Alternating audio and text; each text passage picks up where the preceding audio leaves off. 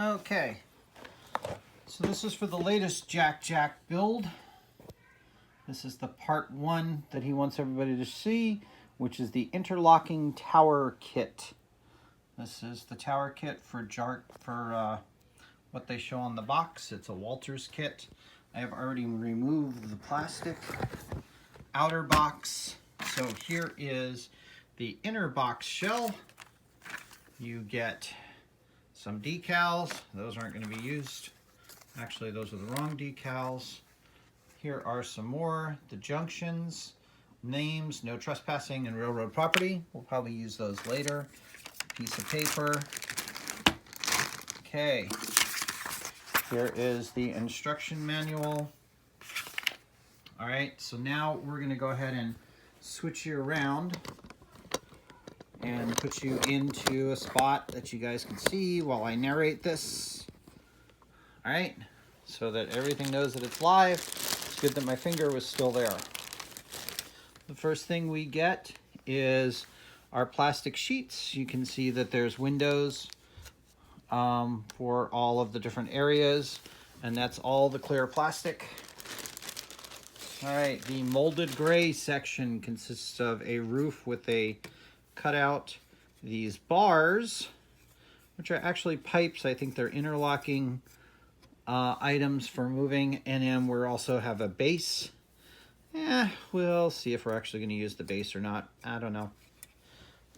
This kit is going to be a different type of kit build because it is a kit bash and change. Okay, so the next thing we have, that looks like it is the bottom. We got some stairs. Here are the different windows, staircase, some corners, more staircase, downspout, it looks like, piping run, a couple of doors, and then a couple of more panel pieces. Okay, that looks like the chimney. All right, and finally, the last thing that's in the package is 4 walls, and this has got big beam in the middle of it on the wall, and that's it. So that's what the kit comes with: walls, brown accessories, rooftop and bottom, glass, and some decals. That is the HO scale interlocking kit that will be kit bashed into something completely different.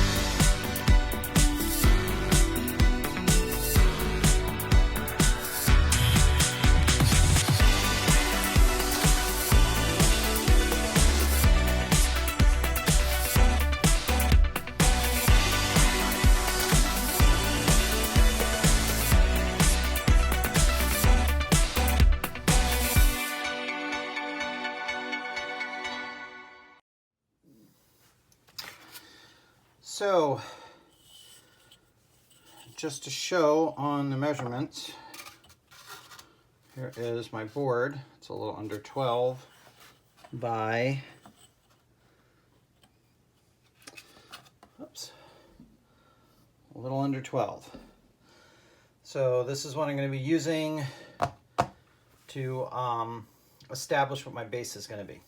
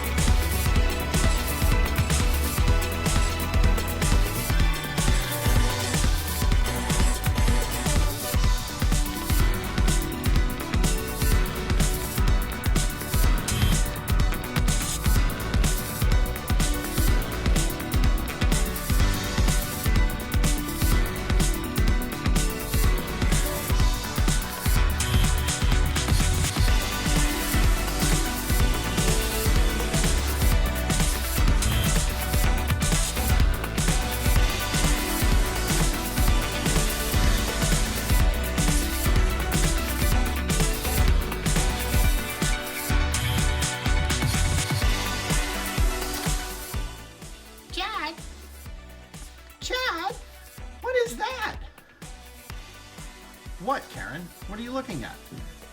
The new place that we put up. Oh, I don't know. Let's check it out. What is Ladybug Espresso Drive-In? What is that? I don't know. I don't like it. Something seems strange. Well, let's go see. Ladybug Espresso Drive-Thru. It's a bikini drive-thru on one of the main streets. Got a nice little sidewalk, all done with a sign made of a keep out sign.